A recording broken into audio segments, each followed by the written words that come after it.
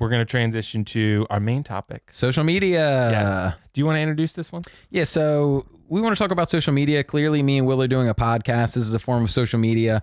We've both been in YouTube before. We've both done streaming before. We're on Instagram. I'm not really on Twitter anymore, but I've done it before. Will's on Twitter now. So, we've dabbled in all sorts of social media, as most people have. But there's a big difference between, I think, just using social media for pleasure and enjoyment and actually trying to succeed in social media and be like a social media presence. And we just kind of want to touch on what we've done to kind of motivate ourselves through the beginning of social media phases, and try to grow a bit of a following. That being said, to preference this, the most followers I have on anything is 500, which is by no means knocking the door down. However, I do think it's one of those situations where you got to keep grinding, and everybody starts at zero. And just getting from zero to say 500, for example, that's an accomplishment in itself. And to continue to push through, which is what I'm currently doing right now, Will's still making content. So we're just going to kind of talk about what we've been doing and how we stay positive through the process. Yeah, and I think the biggest thing that we're probably going to hit on is following your passion and doing something you actually enjoy. Yes. Because if you're doing something for the money, that's going to be problematic because you're going to run out of steam really quickly when you're not successful right away. So that can be really big. So with the film thing, that's how I started, because I basically just started. And I started actually, I think the first video I did was actually a product review. It was a prop. So it was actually a lightsaber, because I got the lightsaber and, as Nick said, he introduced me very well in that sense. I'm really big into that stuff. So I think the biggest thing, if you want to start any sort of thing like that, definitely pick something you're passionate about that you're going to have longevity with, because if you don't, you're going to fizzle out pretty quickly. For sure. Because Nick and I briefly talked about this before we started, but you are not, it's extremely unlikely you're going to get any success quickly. So you might, because you might just have some viral hit and then you're just, online sensation overnight. That's unlikely. So it's possible, but like you said, the grind. The grind is how I would describe it, because sometimes it does feel like that. Yeah, and I think you did a way better job in half the time of kind of introducing what we do want to talk about. Because it is about pursuing something that you're interested in. And the whole reason that I started doing the different things that I have was because I did enjoy them, and I did see there's people that enjoy watching this stuff online.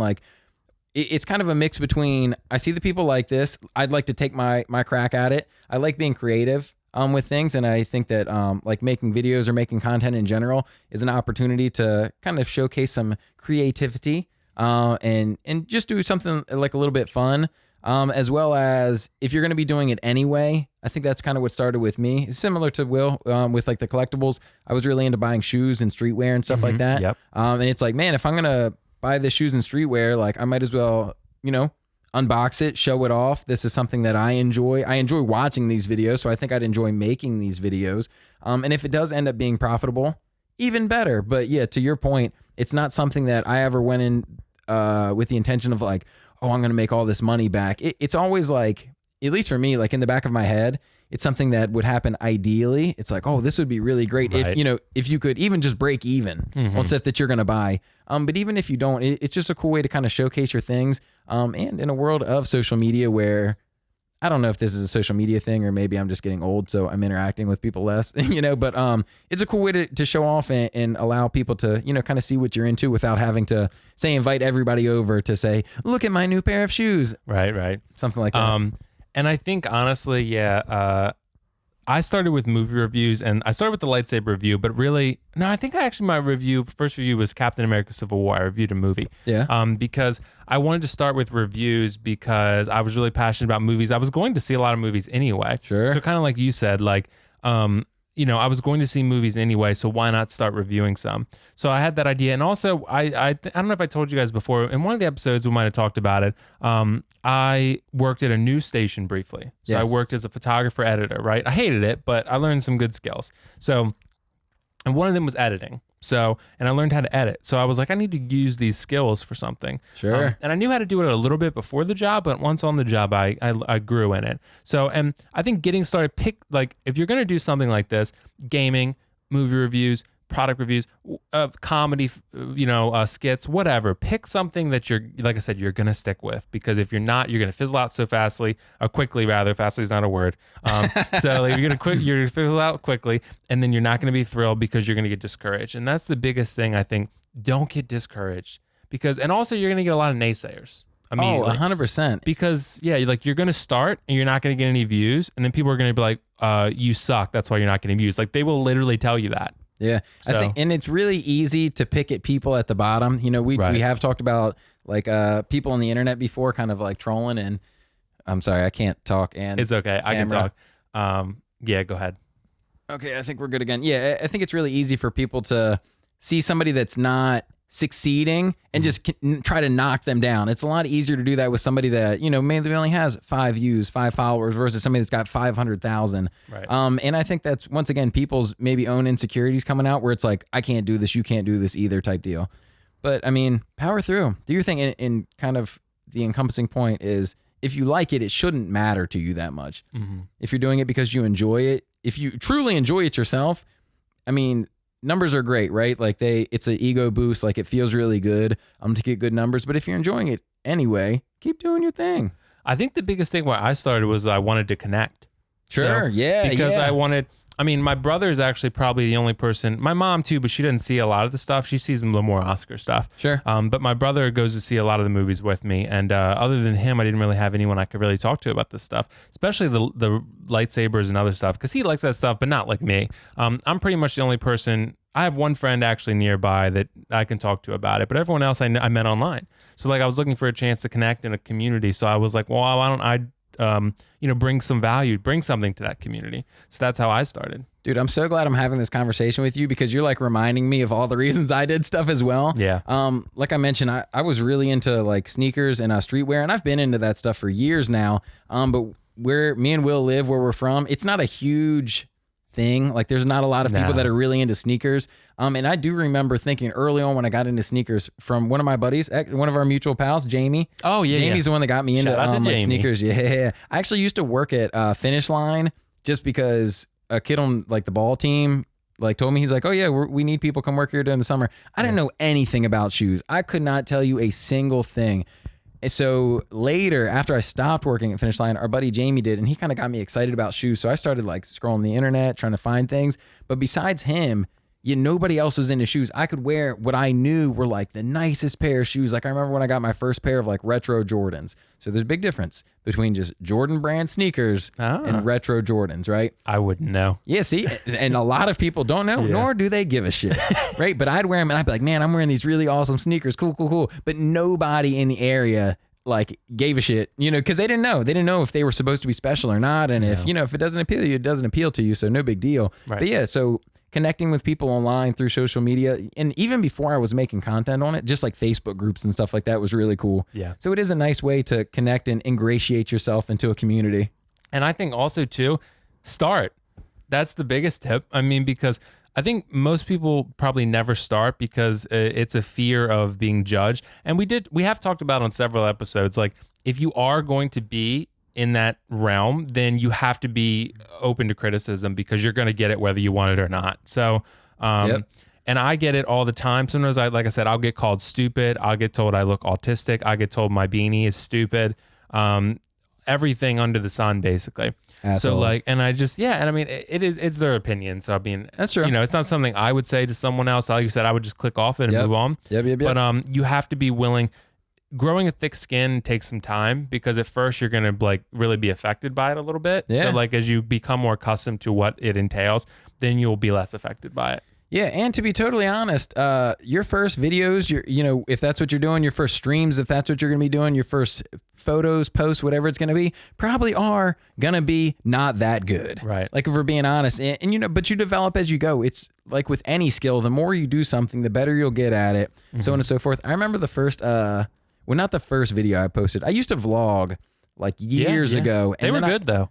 Well, do you remember? Yeah, I watched them. This is a few years ago. I was living in Silver Spring, and then I stopped. I actually like went through a breakup with a girl, and I was like, oh, I shouldn't vlog more because I thought it would be insensitive. And then when I started dating somebody else, I was like, well, I don't want to vlog again because I feel like that would be weird. So anyway, it took me a while to get back into it, and I honestly wish I'd never stopped because another motivator for me with like films and especially or filming and with vlogs in general is it's like a timestamp. It captures things that you've done in your past. And that's what I've always tried to tell myself is regardless if anybody watches this, if anybody likes it, if anybody, comment, like, and subscribe, like if anybody does any of those things, whatever. It'll be cool for me to look back on 5 years from now and remember like, oh, that's what we were doing at that time. That's what was cool. That's like what the slang was. I've always tried to think about those types of things. And that's always been a cool motivator for me, just to think like it'll be cool because I have an awful memory to go back and like remember through like a video like, oh yeah, like that's what was really cool.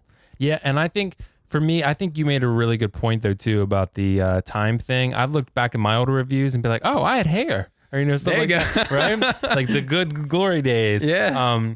No, I don't feel that way. But basically, yeah, I agree. Like basically in the beginning, it's going to be difficult. And also like in the beginning, yeah, it's unlikely that your videos are going to be really good in the beginning. So you just have to kind of build up an audience that values you no matter, you know, that what you're offering. And then they're going to be with you to improve. Like you can, even online, you can spot the genuine people that really want you to succeed. Because in my beginning, like if I don't even really like watching my old videos, because it's uncomfortable, right? Yeah, because like I moved a lot, like with my shoulders, and I was like, it was weird. So like, and if you watch my old videos, you'll see that. So I've become more comfortable, and I don't really do that anymore. Sure. And also, I talk more conversationally and less scripted now. So and I had to adjust that after a while. So they evolve. Right? Your videos evolve, and it changes. And like, you know, when I watch my new videos, I feel like I'm so much more conversational and natural than the older ones. So it's like the older ones, it just feels weird. So, and the more that you've done it, you know, the more comfortable that you've got doing it, the easier it is. And I think it can be awkward too, especially if you start doing some sort of like videos or whatever it may be during like your formative years, because you're awkward anyway. So, you know what I mean? Like you're awkward I'm already. awkward all the time. Yeah. I mean, everybody's got a little awk in them. If I'm buying a $2,000 Pennywise, I'm awkward. So. No. You're niche. There we go. That's a glass half full approach. Yeah, there we go. But you know, you're kind of awkward. You're doing something new, so it feels a little awkward. But you kind of mentioned like people that are authentic online that like want you to succeed. I think you need to be authentic with yourself and make sure that you're excited about what you're doing.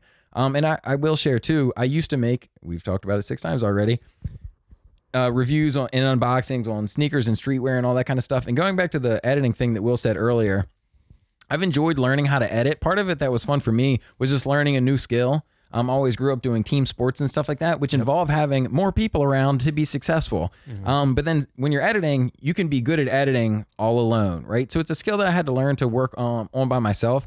And I did think that the content that I was making was not matching the level of editing that I could produce, and it got boring to me. So I stopped. I didn't want to force it because I didn't want to make poor content. I don't know if this is like a bass-ackwards way of thinking about it, but I didn't want to make bad content. So I wanted to do more stuff that kind of matched what I could do editing-wise. And that's what got me into streaming. Because I thought like when I'm just sitting down talking to camera and I'm shooting these videos and editing them, I'm trying really hard to edit them to make it cooler than what it is, to make it more entertaining. Okay. Whereas if I am just sitting down talking to camera, I might as well do it live or do it in a podcast type format where that's what the viewer is kind of like looking for. Right. So I just followed what my interest took me to, and that's what led me to, you know, doing the streaming and then now doing the podcast with Will. And I think that kind of fits what I enjoy, and I'm able to be a lot more enthusiastic about it than what I was with my YouTube videos previously. Right. If you lose that passion, that's tough to regain. But I think one of the biggest things I think is a little bit, I think, finding a niche because 100%. Because you know, the problem is what a lot of people want to do are things that people are already doing in mass. Yes. So like for me, movie reviews, like there are 50 million channels that do movie reviews on YouTube. I had to, and just lately I've had to readjust my mindset to make myself a little more niche. So I do request reviews almost exclusively now. I did review Birds of Prey recently. So I will review some bigger releases like that. Like, of course, I'll review like Avengers and stuff like that and Star Wars.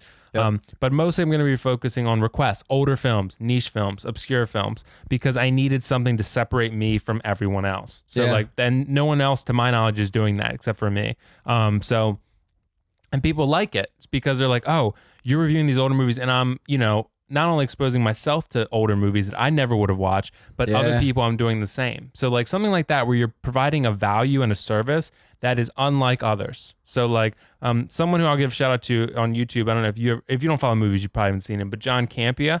Shout out John. He has a large following on YouTube now, but he does like movie news. So he talks all about the movie news, and I watch a lot of his videos, but no one else is doing that. Like everyone else is doing movie reviews or like, you know, some rumors and stuff, but he does super hard hitting, like good movie news and criticism and commentary that's unique. So, and that separates him.